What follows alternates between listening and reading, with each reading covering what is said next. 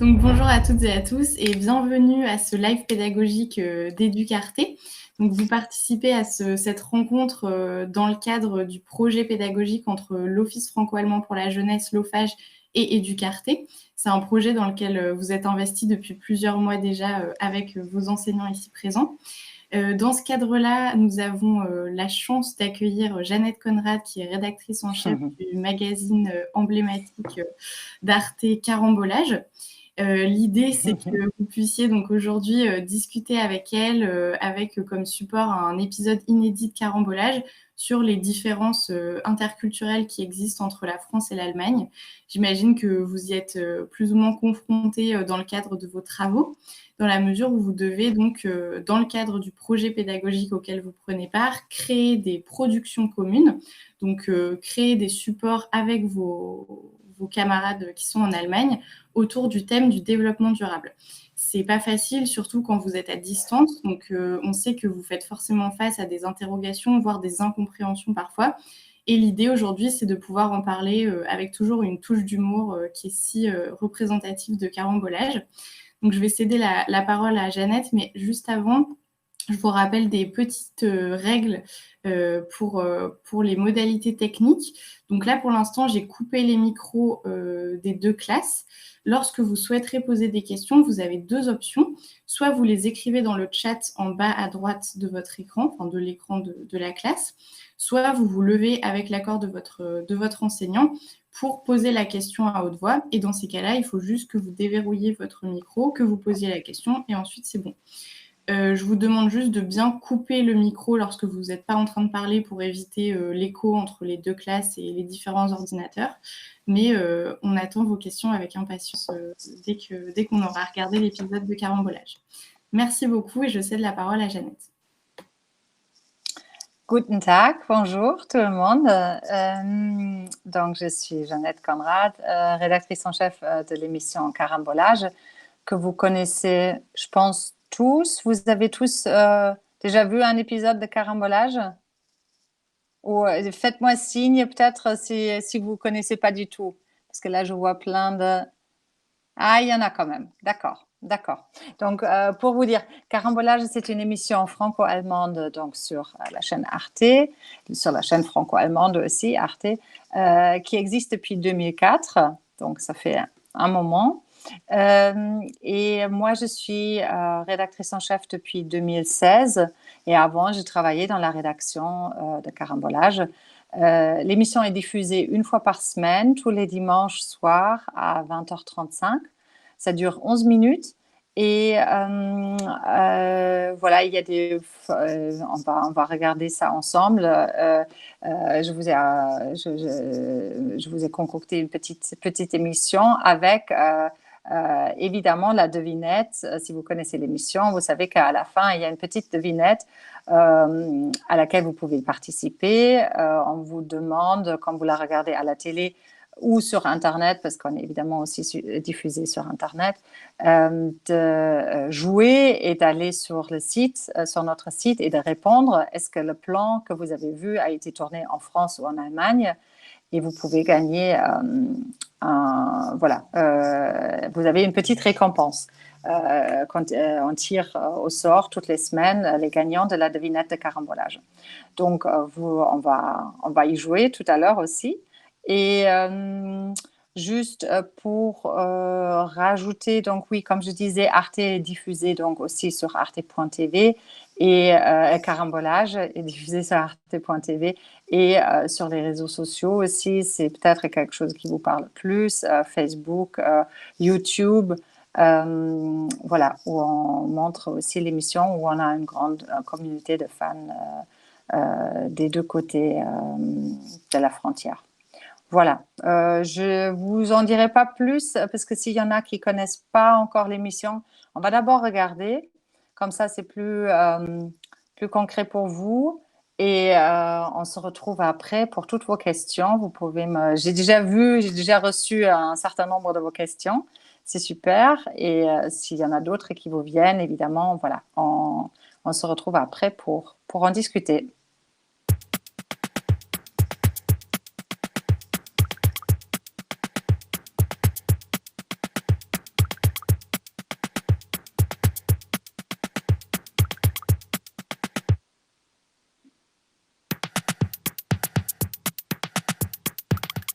Corinne Delvaux nous propose aujourd'hui d'essayer de résoudre ensemble une énigme qui perturbe depuis longtemps plus d'un carambolingien. Aujourd'hui, Carambolage se livre à une étude hautement scientifique sur un problème qui désoriente de nombreux Français et Allemands. À droite, voici un monsieur français dans sa cuisine française avec son pot de Nutella français. Et à gauche, voici un monsieur allemand dans sa cuisine allemande avec son pot de Nutella allemand. A priori, peu de choses différencient un pot de l'autre. Il faut regarder de très très près pour découvrir des différences dans les ingrédients. Et visiblement, les différences sont minimes. Bon, ouvrons les pots. La couleur est sensiblement la même. Le Nutella allemand est à peine plus foncé, mais l'apparence est différente. Vous le voyez, ça saute aux yeux. Le Nutella allemand est mat, le Nutella français brille. Nous allons tester la consistance. Nos deux amis vont donc planter l'un et l'autre un couteau dans leur pot de Nutella respectifs. Regardez bien. Du côté allemand, notre ami doit exercer une certaine pression pour enfoncer le couteau. Du côté français, ça rentre comme dans du beurre fondu. Notre ami allemand peut même tenir le pot en suspension sur son couteau, tandis que notre ami français aurait bien du mal à en faire autant. Pourquoi ces différences fondamentales? Il fallait trouver la réponse. Carambolage a donc mené l'enquête. Nous avons essayé d'obtenir des éclaircissements auprès de Ferrero, l'entreprise qui produit le Nutella. À gauche, notre ami allemand tente d'obtenir des réponses de Ferrero Allemagne. À droite, notre ami français fait la même tentative auprès de Ferrero France. Eh bien, figurez-vous que si Ferrero admet une légère différence de goût entre le Nutella français, plus sucré et plus noiseté que le Nutella allemand, un peu plus cacaoté, Ferrero n'est capable, ni en France ni en Allemagne, de nous donner une réponse satisfaisante sur la différence des consistances, une question qui perturbe pourtant de très nombreux carambolingiens. Après tout, peut-être qu'ils ne savent pas à Ferrero. Comme nous sommes très gentils à Carambolage, nous allons donc leur expliquer pourquoi leur produit est forcément différent. À droite, notre ami français va donc tartiner sa tartine de pain français de Nutella français. À gauche, notre ami allemand fait de même avec sa tartine allemande et son Nutella allemand. Tout va bien. Regardez leur air gourmand et le bonheur avec lequel ils croquent tous deux leur tartine. Miam, on en a l'eau à la bouche.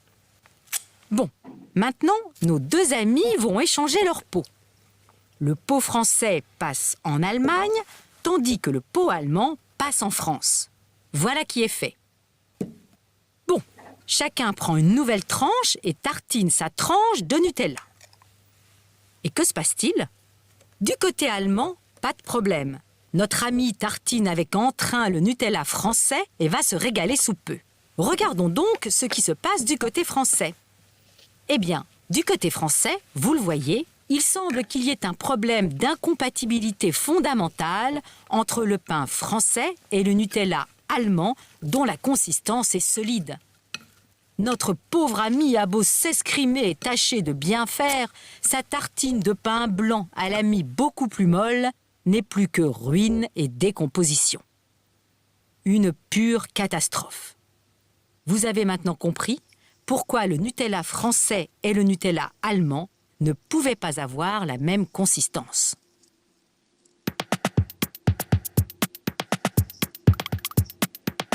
Hinrich Schmidt-Henkel nous raconte l'étrange histoire de l'un des mots les plus poignants de la langue allemande, Mutterseelenallein. Il y a des mots dont on peut difficilement augmenter le sens. Pensons à quelqu'un qui est seul. Être seul, c'est être seul, voilà. On ne peut pas être plus seul ou moins seul. Enfin, on ne peut pas l'être dans une perspective objective. Subjectivement, quand je regarde mon état d'âme, je peux être seul, très seul, tout à fait seul, la personne la plus solitaire au monde, etc. Ça, c'est la différence entre grammaire et vie, entre logique et psychologie. En allemand, il y a un mot pour indiquer un état d'abandon total. Mutterseelenallein. C'est un mot vraiment déchirant. Mutter, Seelen, allein. Allein, c'est seul. Mutter, mère, Seele, âme. Celui qui est Mutterseelenallein a été abandonné de sa maman. Et aussi son âme, la vie même, a l'air de l'avoir déserté. Mutterseelenallein, c'est un état de détresse absolue. On se demande vraiment, mais quel poète a bien pu inventer cette expression? Quel esprit tourmenté l'a recherché? Mais nous savons que les mots ne s'inventent pas et naissent en cachette. Ici, derrière ce mot d'une grande tristesse, il y a quelque chose de drôle. Le mot est né à Berlin, certes, mais son origine, elle, est française. Fin XVIIe, début XVIIIe, beaucoup de Français protestants exilés sont venus s'installer dans la région de Berlin. C'étaient les Huguenots, bien sûr. Probablement se sont-ils sentis bien seuls, loin de la patrie, car l'expression « moi tout seul » s'est vite répandue. Mais les Berlinois, pour se faire bien comprendre, ont rajouté derrière « moi tout seul » la traduction allemande de « seul », « allein », ce qui a donné « moi tout seul allein ». Et ceux qui ne connaissaient pas le français ont vite fait de déformer ces mots bizarres pour les remplacer par des mots plus familiers à leurs oreilles. Voilà comment « moi tout seul allein » est devenu « Mutterseelenallein ». Cette expression extraordinairement touchante qu'aucune langue n'aurait été capable de créer toute seule.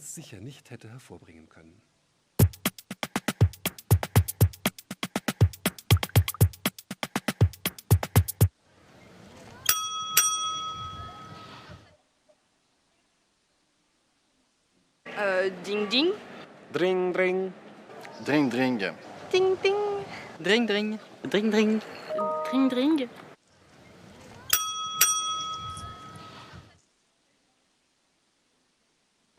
Klingeling. Ring, ring. Dingeling. Klingeling. Bring, bring. Klingeling. Klingeling. Nous venons de recevoir à la rédaction de Carambolage le mail d'une jeune Allemande, Helga Wilms, qui termine des études de droit international à Paris. Voici ce qu'elle nous écrit. Cher Carambolage, je suis étudiante à Paris et j'effectue tous mes déplacements à bicyclette. Ce qui est bien, c'est que depuis que Vélib, les vélos de location, existent, il y a beaucoup plus de vélos à Paris et on se sent moins seul. Mais je dois vous dire qu'une chose me préoccupe beaucoup. Comme vous l'avez déjà expliqué dans Carambolage, les éboueurs parisiens qui nettoient les trottoirs et les caniveaux avec de l'eau utilisent ce qu'ils appellent des chiffons de barrage. En fait, des rouleaux de moquette bien ficelés comme des saucissons pour diriger l'eau d'un côté ou de l'autre de l'arrivée d'eau. C'est ce qu'on appelle en France le système D. D comme débrouille. Et moi, je trouve ça en soi très sympathique et pittoresque. Mais à vélo, je ne trouve plus ça drôle du tout. Les éboueurs oublient trop souvent de rabattre ces chiffons de barrage le long du caniveau après usage. Et restent là, en travers de la rue, juste à l'endroit où roulent les vélos. Si je fais un écart pour l'éviter, je risque de me faire écraser par les voitures qui roulent toujours trop vite. Si je passe dessus, c'est la chute assurée, tellement ces rouleaux sont épais. Reste à freiner tant bien que mal. C'est très dangereux, surtout la nuit. Je sais que ces chiffons de barrage font partie du folklore parisien, mais je trouve qu'ils ne sont vraiment pas compatibles avec la politique de développement du vélo dans la capitale. La mairie de Paris va devoir choisir les chiffons de barrage ou les vélos. Bien à vous, Helga Wilms. Et voici la devinette. Le plan qui va suivre dure 30 secondes. Où a-t-il été tourné? En France ou en Allemagne? Et où se cache l'indice? Parce qu'il y en a un. Regardez bien.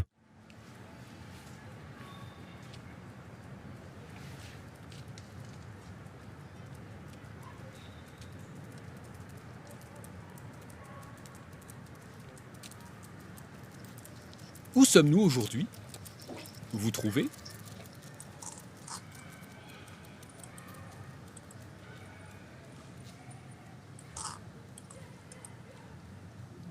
Vous avez la réponse et l'indice? Allez vite sur le site internet de l'émission www.arte.tv/carambolage. 10 gagnants seront tirés au sort et recevront une petite récompense. Et voici maintenant la réponse à la devinette de la semaine dernière. Ce n'était pas très compliqué. Il fallait repérer le panneau vert, ici, au fond. En France, les panneaux verts indiquent les agglomérations les plus proches. Le panneau allemand équivalent est jaune et ressemble à ça. Nous étions donc en France.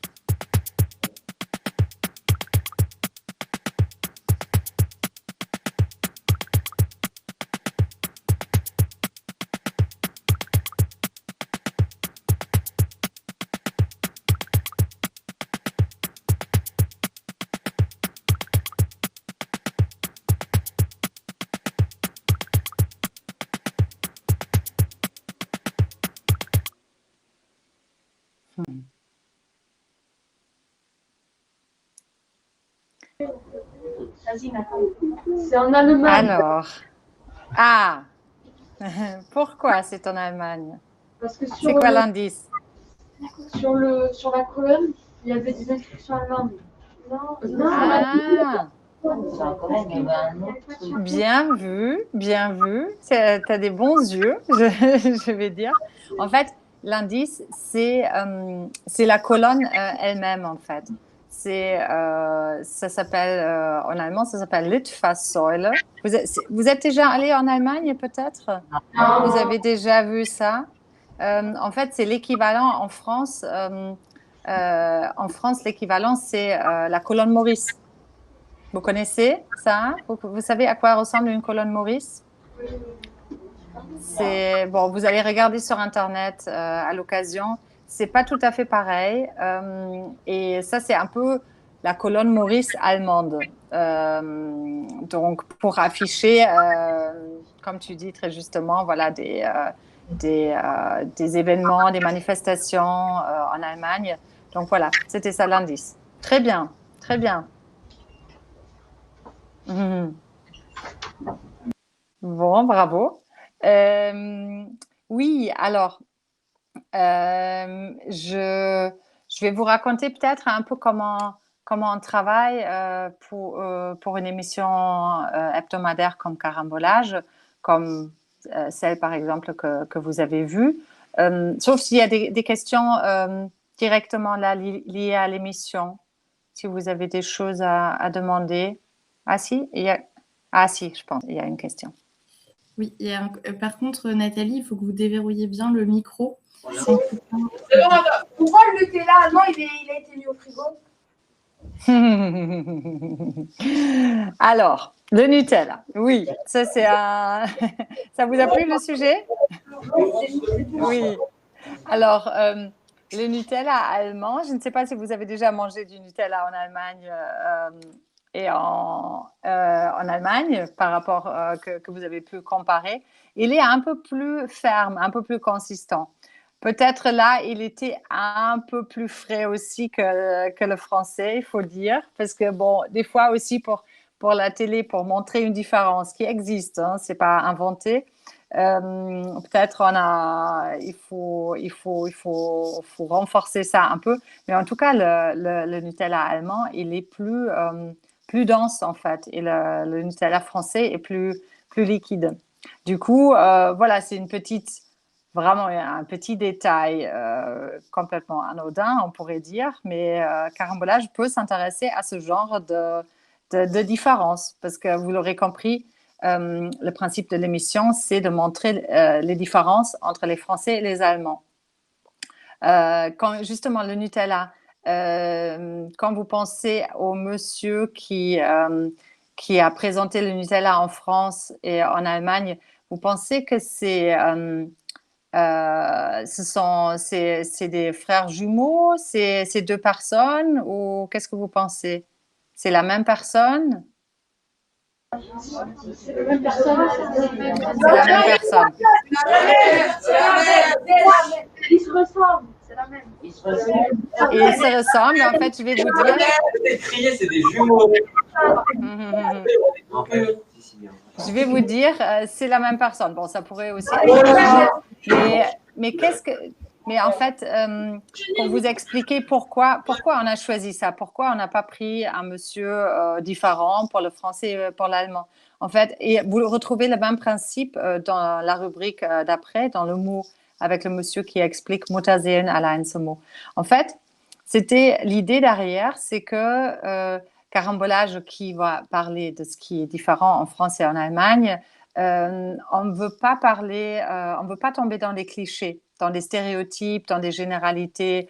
Par exemple, de dire les Allemands, ils sont tous, et qui commence aussi par l'apparence, les Allemands, ils sont tous grands, ils ont des cheveux blonds, et les Français, voilà, ont des cheveux bruns, ce qui est absolument pas vrai. Vous êtes un très bon exemple, là, je vois.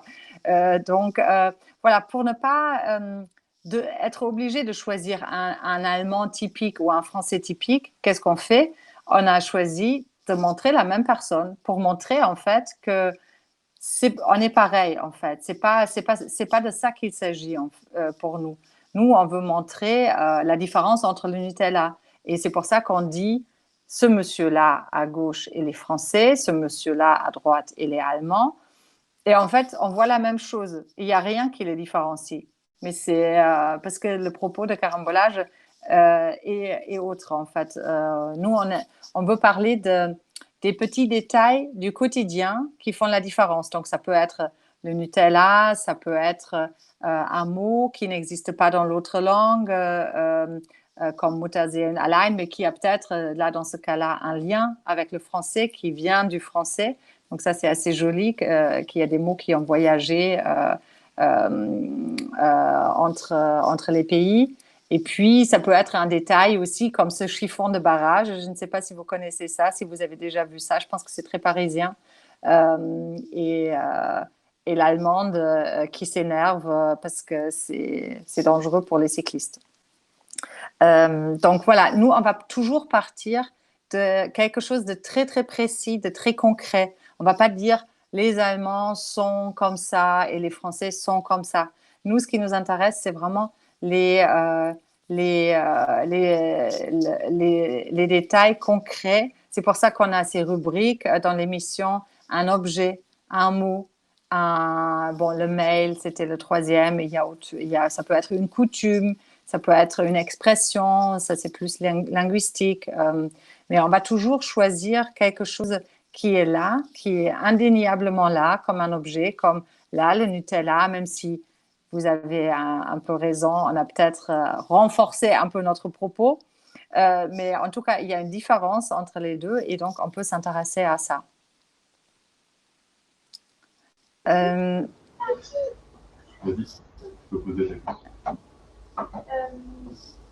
a lancé l'émission? L'émission a été lancée par Claire Doutrio, qui est française, qui a vécu pendant presque 20 ans en Allemagne, donc qui connaît très très bien l'Allemagne et qui a participé, elle, c'est vraiment une figure historique de la chaîne Arte. Elle a participé à la création de la chaîne et elle a fait d'autres émissions avant. Et c'était quand elle était en Allemagne. Et puis quand elle est rentrée en France, elle voulait changer l'image que les Français avaient, à l'époque en tout cas, c'est peut-être un peu en train de changer, de l'Allemagne. L'Allemagne, c'était pas très attirant, c'était associé à des couleurs peut-être pas très gai, c'était beaucoup lié à l'histoire évidemment. Et donc, elle voulait un magazine, elle voulait créer un magazine très coloré, très gai, avec de l'humour, pour montrer aussi que les Allemands peuvent rigoler d'eux-mêmes. Et voilà, donc elle a proposé ce magazine à la direction. En fait, quand on a une idée comme ça d'émission, on fait d'abord une émission pilote, ça s'appelle. Donc, c'est comme une émission un peu test qu'on présente et après à la direction. Et pour la petite anecdote, la direction n'était pas très convaincue de Carambolage. Ils n'en voulaient pas. Ils pensaient que c'était qu'une émission qui allait mettre l'accent sur tout ce qui sépare les Français et les Allemands, parce qu'encore une fois, c'est ça le principe, allait mettre peut-être les Français et les Allemands au sein d'Arte, où il y a des Français et des Allemands qui travaillent tout le temps ensemble, que ça allait les mettre un peu les uns contre les autres. Et bon, elle était quand même convaincue, elle s'est battue pour que ça marche quand même. Et en fait, finalement, là, c'est la 17e année. Après ça, on est toujours là. L'émission marche très bien. Pour Arte, il faut dire, attention, on ne fait pas les audiences de TF1 ou de M6. Mais pour Arte, l'émission marche très, très bien. L'émission est très souvent utilisée dans les écoles, dans les universités. Et nous-mêmes, moi, je suis arrivée au bout de quelques mois. L'émission a été lancée depuis quelques mois. Je suis arrivée dans la rédaction. Ils cherchaient une Allemande. Donc, voilà, j'ai eu de la chance d'être recrutée. Et je ne suis jamais partie, en fait, depuis, voilà, il y a 5 ans, presque maintenant, j'ai pris la rédaction en chef. Et on pensait nous-mêmes, on ne pensait pas que l'émission allait durer aussi longtemps, qu'on allait voilà, trouver autant de différences entre les Français et les Allemands et qu'on allait encore avoir des idées tant d'années après.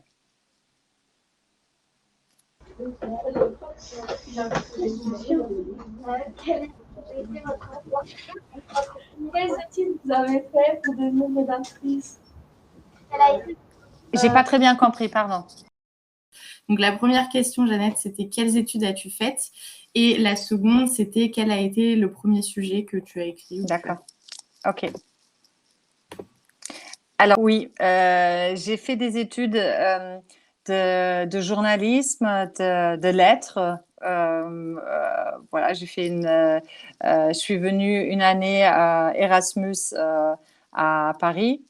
Et donc voilà, j'ai fait des études de journalisme, littérature, mais qui ne me prédestinaient pas forcément. Je n'ai pas appris pendant mes études comment faire une émission de télévision. Ça, je l'ai vraiment appris, il faut vous dire. Et c'est souvent le cas, je pense.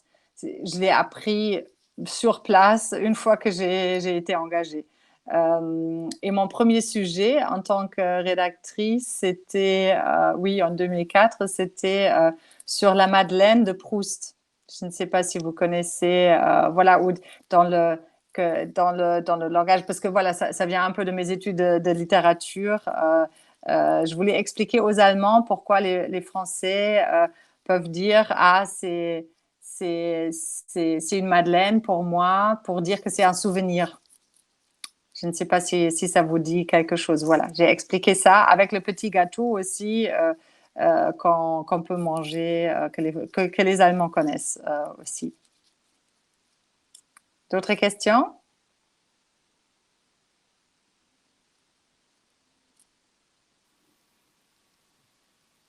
Donc, il y a une question qui arrive du collège Val-de-Sarre et ensuite on passera la parole à la classe. À combien s'élèvent les bénéfices d'Arte depuis la création de votre émission? Oui, j'ai vu cette émission, cette question. Alors, ça c'est difficile à dire parce qu'en fait, il faut vous expliquer. Arte, c'est une chaîne du service public. Arte, a priori, ne fait pas de bénéfices carambolage. Nous, on a un budget pour chaque émission. C'est Arte qui nous donne ça et cet argent, ça vient de la redevance. Vous connaissez certainement. En fait, c'est ce que chaque ménage doit payer pour avoir accès à la télévision. C'est la contribution publique pour les chaînes publiques comme Arte, comme France Télévisions. Et donc, Arte reçoit une certaine part de cette redevance et va la distribuer entre les différentes émissions. Donc, nous, on ne fait pas de bénéfices. Je peux te répondre 0. On n'a pas fait de bénéfices. Mais on n'est pas là pour ça, c'est pour ça. Quel a été votre pire projet? Pardon? Quel a été votre pire projet? Ah oui, j'ai vu ça aussi. Alors, il y a des choses qu'on imagine et qu'on abandonne finalement, où on ne trouve pas la forme. Le pire projet, j'ai réfléchi au meilleur projet, mais le pire, on n'a pas vraiment eu un... Bon, je peux vous dire peut-être au tout début, c'était quelqu'un qui écrivait pour nous parce que en fait, tous les textes, tous les sujets ne viennent pas de la rédaction directement, mais on a aussi des rédacteurs, des auteurs, comme on les appelle, qui nous écrivent des textes. Quand je dis texte, ça c'est la voix off que vous entendez. C'est la voix off qui accompagne les images. Et nous, on part toujours du texte et l'image se rajoute après. Je peux vous expliquer ça un peu mieux après. En fait, c'était un texte qui était un peu problématique sur... en fait, c'était une comparaison entre le comportement des Français et des Allemands au feu rouge pour traverser la rue. Je ne sais pas si vous imaginez comment ça se passe en Allemagne. Bon, vous savez qu'en France, certes, la règle, c'est on ne traverse pas quand c'est rouge, mais je pense que vous me confirmez que très souvent en France, on peut voir des personnes qui traversent un feu rouge. Hein? Vous en faites peut-être même partie des fois. Moi aussi, je vous assure. Et en Allemagne, eh ben, si vous êtes déjà allé en Allemagne, vous avez peut-être remarqué, en Allemagne, ça se voit pratiquement pas. C'est vraiment quelque chose qui est... Les Allemands se tiennent vraiment à la règle. Et moi-même, maintenant, quand je vais en Allemagne, ça m'est arrivé que j'ai traversé un peu à la française parce qu'il n'y avait pas de voiture, il n'y avait pas de danger. Donc, j'ai traversé et que les Allemands m'ont interpellée en disant « Mais pourquoi vous traversez? C'est rouge, c'est pas possible. » Voilà, au tout début. Donc, c'est une différence. Donc, ça pourrait nous intéresser. Ça nous a intéressés au tout début. Et en fait, on l'a diffusé. On a eu beaucoup de critiques à raison parce qu'en fait, et c'est là où on s'est rendu compte qu'on ne peut pas parler de comportement. On ne peut pas dire les Allemands sont toujours disciplinés, les Allemands sont toujours à l'heure, les Français sont toujours en retard. Voilà, ça généralise des choses qui ne sont pas vraies et ça renforce des stéréotypes et c'est tout le contraire de ce qu'on veut faire. Donc au début, voilà, c'était peut-être pour nous, c'est passé à la télé, on a eu ces réactions-là, parce qu'avec la devinette, il faut imaginer qu'il y a beaucoup de retours des téléspectateurs qui nous disent « Ah, j'ai beaucoup aimé » ou là, dans ce cas-là, c'était « J'ai pas du tout aimé ». Et voilà, on a compris qu'il ne fallait pas aller dans cette direction. Mais voilà, c'était utile pour se rendre compte de ça. Et donc, on peut peut-être dire ça, que ça, c'était une très mauvaise piste, mais qu'on a corrigé par la suite.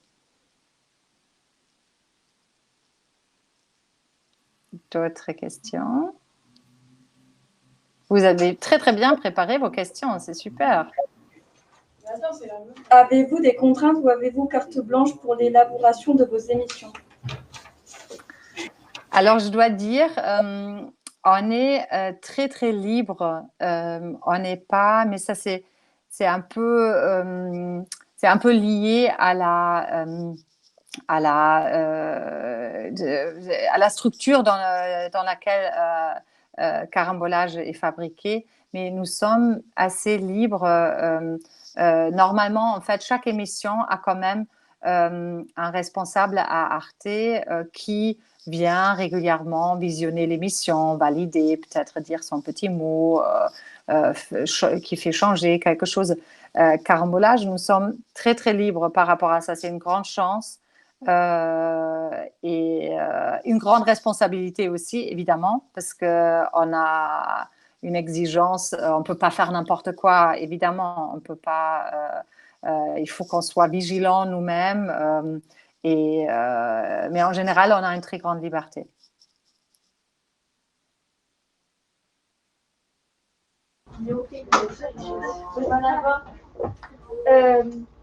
Est-ce que vous tournez en Allemagne ou est-ce que c'est des vidéos déjà prêtes?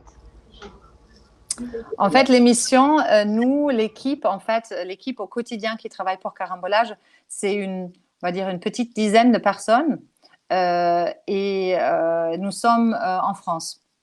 Bon, pour des histoires, voilà, parce que c'est Claire Doutrio qui a créé l'émission, elle était en France. On pourrait aussi être en Allemagne parce que Arte existe aussi en Allemagne, mais nous, on est basé en France, mais il est évident pour une émission comme ça, on travaille avec, comme tu disais, avec des gens qui nous fabriquent des parties d'émissions en Allemagne.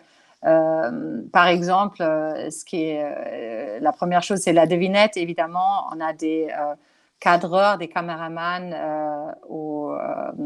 c'est plutôt des femmes d'ailleurs qui travaillent. C'est que des femmes qui filment la devinette pour nous, qui sont là depuis le début, qui habitent en France et en Allemagne et qui sillonnent un peu le pays. Des fois aussi, ils vont dans d'autres pays et qui nous trouvent ces plans pour la devinette parce qu'on en a besoin une fois par semaine. Donc, et il faut trouver à chaque fois des indices qu'on n'a pas encore faits.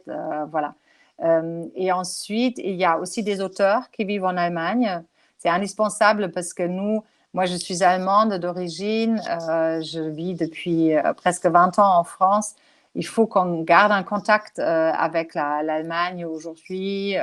Donc, c'est très, très important d'avoir des personnes sur place qui nous envoient des sujets, peut-être des sujets qui n'existaient pas il y a 20 ans, peut-être des choses que moi, je ne peux pas connaître, même si, évidemment, je retourne de temps en temps en Allemagne. Mais ce n'est pas la même chose quand on vit dans le pays. Et puis, il y a l'image aussi.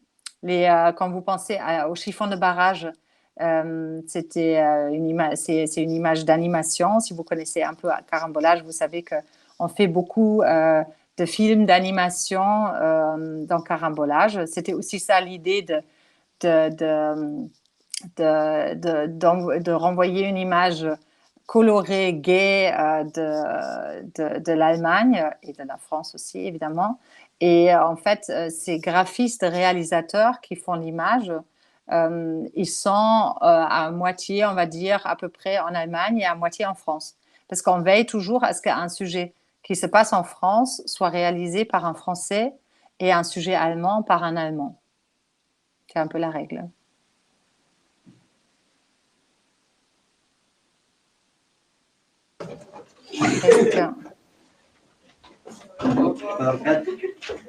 Wie lange brauchen Sie, diese Sendung zu machen? Sehr schön, auf Deutsch. Dann antworte ich auch gleich auf Deutsch. Verstehen auch alle, oder? Okay. Das ist eine sehr gute Frage, weil alle immer denken, die Sendung wird einmal pro Woche gesendet und wir machen Montag, fangen wir an, die Sendung zu machen. Freitag ist sie fertig und Sonntag wird sie ausgestrahlt. Das ist überhaupt nicht so. Wir brauchen sehr lange. Wir brauchen im Durchschnitt ungefähr für eine Sendung länger als einen Monat. Ich höre jetzt nicht eure Reaktion, aber ihr seid wahrscheinlich erstaunt. Das ist sehr lange. Könnt ihr euch vorstellen, oder ja, am längsten dauert das Bild in der Fabrikation und das ist vor allem, wenn ihr jetzt an das Nutella denkt. Nutella kann man relativ schnell machen, das ist ein Dreh, wird gefilmt, dann muss es noch geschnitten werden, montiert werden, aber das geht relativ schnell. Das Mutterseelen allein ist auch relativ schnell, das ist auch ein Dreh mit einer Kamera, das geht schnell. Was am längsten dauert, ist wahrscheinlich das kürzeste Sujet, was ich euch gezeigt habe, das mit dem Fahrrad, mit dem Staulumpen, Ski von der Barrage. Das dauert im Durchschnitt, dauert das 1 Monat, manchmal sogar länger. Das heißt, wir müssen sehr weit im Voraus arbeiten. Heute im Moment arbeiten wir an den Sendungen für März, April und wir arbeiten parallel an mehreren Sendungen. Sonst könnten wir diesen Rhythmus, jeden Sonntag wird Karambolage ausgestrahlt, gar nicht durchhalten. Habt ihr alles verstanden? Ja. Gut, super. Dann können wir auf Deutsch weitermachen. Wie ihr wollt. Où est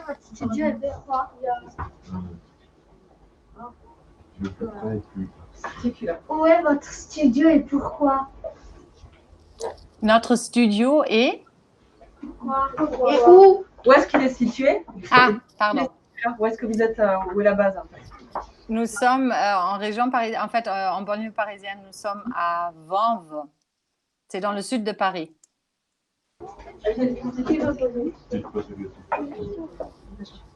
Qu'est-ce que ça veut dire rédactrice en chef?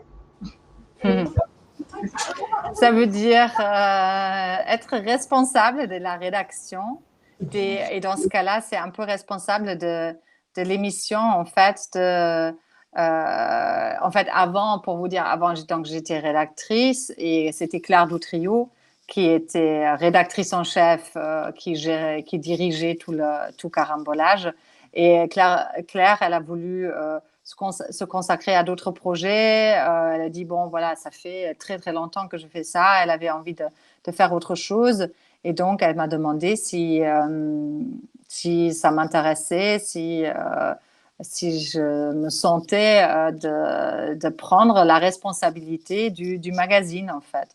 Donc, ça veut dire, on est responsable de qu'est-ce qu'on va choisir comme idée, qu'est-ce qu'on va choisir comme texte, comment on va tourner le texte, comment on va formuler. On va être responsable de l'image, qu'il n'y ait pas d'erreur à l'image. On va être responsable de la devinette, un peu de tout. Mais évidemment, je ne travaille pas toute seule. On travaille avec une équipe. J'ai une équipe superbe qui est bilingue, franco-allemande. Tout le monde parle, en tout cas dans la rédaction, tout le monde est bilingue. Et on discute beaucoup, beaucoup ensemble. Chacun est associé, chacun peut donner son avis, parce que moi, je suis allemande, peut-être une Française ou un Français va avoir un autre point de vue. Et ça m'intéresse évidemment, et ça m'intéresse surtout avant la diffusion d'un sujet qui sera vu par des Français et des Allemands. Donc, est-ce qu'on n'a pas oublié quelque chose de fondamental par rapport aux Français, quelque chose qui peut m'échapper, parce qu'encore une fois, voilà, même si j'habite depuis très longtemps en France, je ne suis pas française, je n'ai pas grandi ici, je ne suis pas allée à l'école en France. C'est très important d'échanger par rapport à ça. Donc, c'est très important de travailler, d'être en confiance avec son équipe. Et voilà.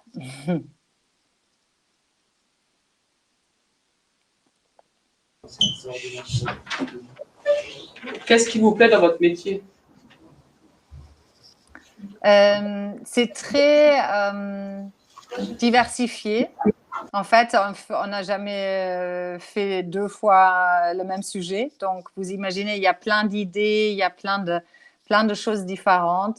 Ce qui me plaît aussi, c'est que c'est connecté un peu à mon expérience personnelle, en fait. Moi, c'est un peu mon regard d'une Allemande qui se retrouve en France. Et forcément, quand vous changez de pays, quand vous quittez le pays dans lequel vous êtes né et vous vous installez ailleurs, forcément, il y a plein de choses qui vous paraissent nouveaux. Et donc, quelque part, dans mon métier, je prolonge un peu cette expérience-là. Et mes collègues, c'est pareil, on partage ça. Soit ils ont vécu pendant longtemps en Allemagne, soit ils sont venus s'installer en France.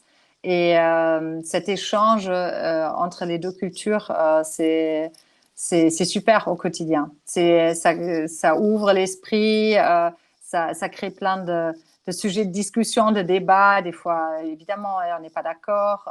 mais c'est très enrichissant. Donc, je dirais ça et aussi le travail en équipe.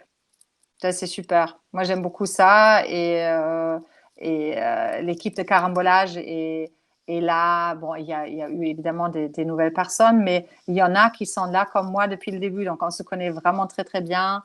Et il y a quelque chose qui s'est créé, qui est très, très fort. Donc, ça, c'est très précieux.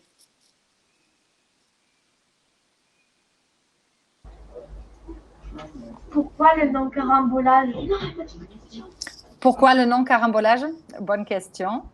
Eh bien, donc, comme Arte est diffusé en France et en Allemagne, il faut imaginer, c'est la même image. Les Allemands voient exactement la même chose, mais avec un commentaire en allemand. Eh ben, il faut trouver aussi un titre pour ça vaut pour toutes les émissions d'Arte.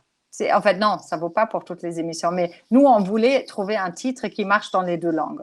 Des fois, je me trompe parce que à Arte, il y a aussi des émissions qui ont un titre qui est traduit dans l'autre langue, qui a un autre titre en Allemagne.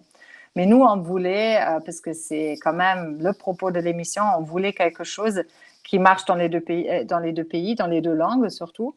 Et donc, déjà, ça exclut plein de choses. Mais on n'avait pas trouvé tout de suite carambolage. On cherchait, on se disait, tiens, quelque chose avec un K, ça pourrait être bien, parce que normalement, c'est avec un C, donc ça intrigue un peu les Français, les Allemands moins, parce que c'est la version allemande du mot carambolage. Ça existe aussi en Allemagne.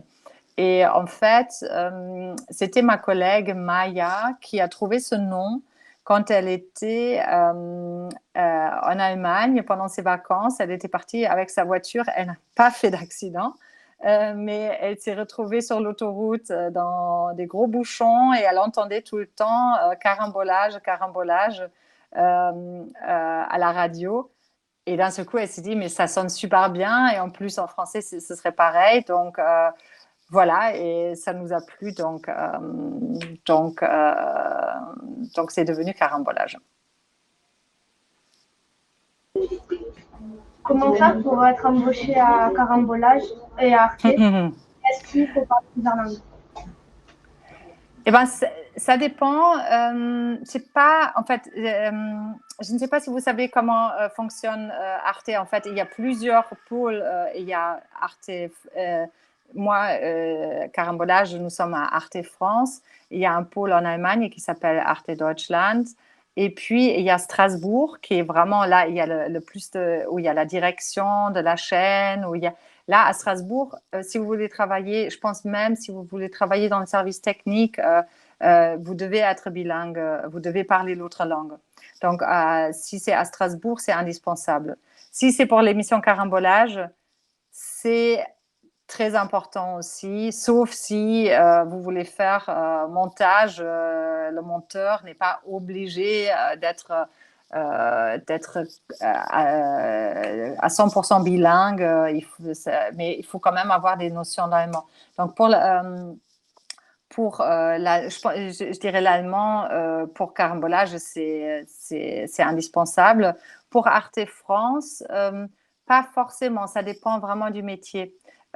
Pour lequel, parce qu'il y a énormément de choses. Il y a des juristes qui travaillent pour Arte, il y a des informaticiens, tout le monde ne travaille pas sur les programmes d'Arte, donc pour faire fonctionner cette chaîne. Pour être embauché, donc ça dépend si vous voulez travailler pour carambolage, vous le voyez avec mon parcours. J'ai pas fait des études qui m'ont prédestinée à... Je ne savais pas comment fabriquer une émission avant. J'avais fait des stages à la télé, j'avais fait aussi... Mais c'était plutôt, sinon, dans le journalisme en général, la presse écrite. Mes collègues ont des parcours assez atypiques. Il y a une collègue qui est comédienne au départ et qui écrit pour nous, mais... il y a une autre qui est réalisatrice. Voilà, il y a plein de parcours différents chez nous. Je dirais pour carambolage, nous, ce qui va être important, c'est que vous connaissez bien les deux pays. Mais ça ne vaut pas pour tout Arte. Ça dépend vraiment du métier, du poste pour lequel vous voulez postuler. Je vous propose de poser une dernière question à Jeannette, la classe d'Albi. Le collège Val-de-Sarre va devoir partir et ils ont visiblement un problème de connexion. Donc, en tout cas, merci à tous les élèves du collège Val-de-Sarre pour votre participation, si vous nous entendez. Et je laisse la classe de Vincent poser une dernière question à Jeannette avant de se dire au revoir. Alors, moi j'ai une dernière question du coup pour Jeannette qui vit en France. Quelle est l'habitude française la plus étrange pour toi depuis que tu es arrivée par rapport à l'Allemagne? Ah, c'est bien. Qu'est-ce qui est le plus étrange pour moi? C'était bon. Entre-temps, c'est vrai que je me suis quand même pas mal assimilée. Mais qu'est-ce qui m'a... C'est une très bonne question. Au début, c'était de manger plus tard qu'en Allemagne. Mais maintenant, je me suis adaptée. Forcément, on s'adapte. Alors là, il faudrait que je réfléchisse un peu. Là, comme ça, qu'est-ce qui est le plus étrange? Ah oui, si, je sais. C'est d'ailleurs, si on a fait un sujet là-dessus, c'est que les Français, souvent, n'ont pas de petite assiette pour le petit déjeuner et mangent à même la nappe. Ça, pour un Allemand, c'est vraiment très bizarre. Pour un Allemand, j'ai gardé ça. Il me faut une petite assiette pour manger mon pain. Je ne peux pas tartiner mon pain sur la nappe. Encore une fois, ce n'est pas une généralité, ce n'est pas partout, mais c'est quand même quelque chose qu'on ne trouverait jamais en Allemagne. Vous avez quelque chose à dire peut-être à Jeannette? Dankeschön an euch. C'était très intéressant. C'était très bien vos questions. J'espère que ça vous a plu. Et oui, j'ai pas dit ça. En fait, si vous avez des idées pour nous, pour l'émission, nous sommes très, très ouverts par rapport à ça. Nous avons déjà réalisé plusieurs sujets que des téléspectateurs nous ont proposés. Donc, si vous pensez à quelque chose pour Carambolage, nous sommes absolument ouverts et preneurs. Je pense qu'on va leur faire faire un brainstorming. En fait, ils ont déjà des idées un peu sur les différences, mais sur l'école. Oui, super. Ouais. Il y a beaucoup de choses par rapport à l'école. Et on en a fait un peu, mais oui, avec grand plaisir. Parce qu'on est en train de travailler dans le projet au sens plus large, pour présenter l'école. Et puis, je pense qu'en faisant l'échange entre la classe allemande et la classe française, ils constatent, au fur et à mesure qu'ils découvrent, ils constatent les choses. Bon, merci beaucoup en tout cas. Merci à vous pour votre patience. Oui. Bonne continuation de projet. Merci beaucoup. Tschüss. Tschüss. Au revoir.